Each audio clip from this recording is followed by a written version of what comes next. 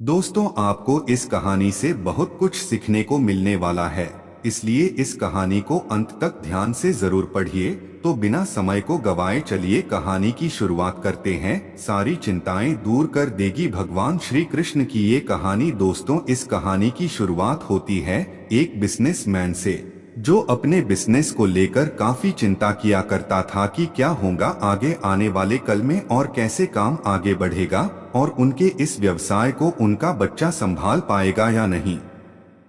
दोस्तों, उस बिजनेसमैन का एक लड़का भी था जो उनसे काफी बार कहता रहता था कि पापा, आप मुझे हमारे इस बिजनेस को संभालने का एक मौका दीजिए, क्योंकि अब मुझे भी बिजनेस करना आ गया है।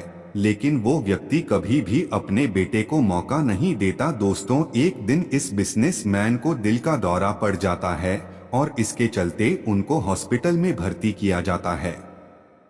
जैसे ही ये खबर उनके बेटे को पता चलती है, उनका बेटा दौड़कर के हॉस्पिटल में पहुंचता है। बेटा हॉस्पिटल में पहुंचने के बाद उसने ये देखा कि उसके पापा अब एडमिट है और डॉक्टर्स ने उससे ये कहा कि आपके पापा अब पहले से थोड़ा ठीक है और धीरे धीरे करके वे अब रिकवर हो जाएंगे। फिर उस लड़के ने अपने एक दोस्त को कॉल करके वहां पर बुला लिया।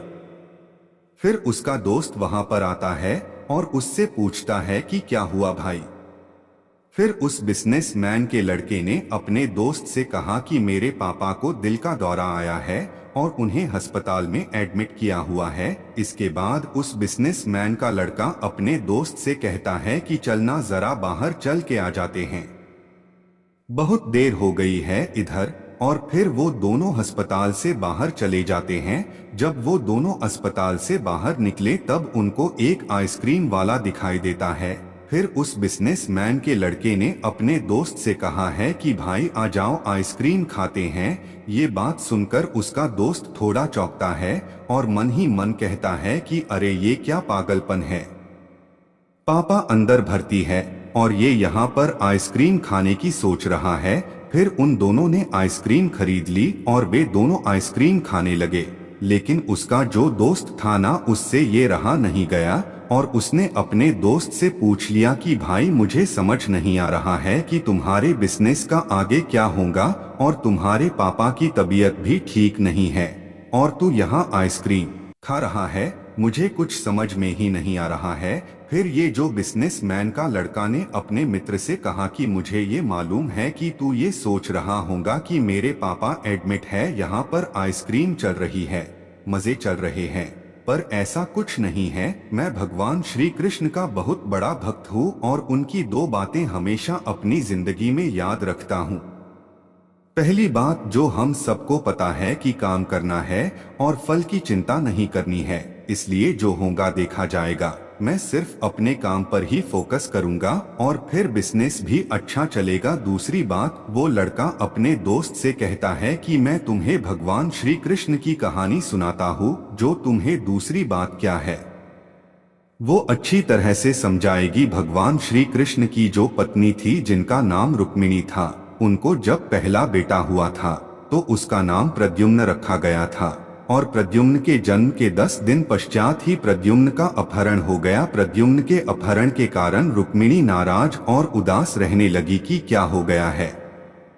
भगवान श्री कृष्ण रुक्मिणी जी से कहते थे कि चिंता मत करो, क्योंकि प्रद्युम्न जहाँ पर भी होगा वहीं पर ठीक होगा। लेकिन इतना समझाने के बावजूद भी रुक्मिणी अपने बच्चे की चिंता में उदास और निराश रहती थी और इस तरह चिंता करते करते रुक्मिणी जी के 18 साल बीत गए। 18 साल के बाद द्वारका में जब प्रद्युम्न की वापसी हुई और जब प्रद्युम्न द्वारका में वापस आए तो उनके साथ में उनकी पत्नी मायावती भी थी।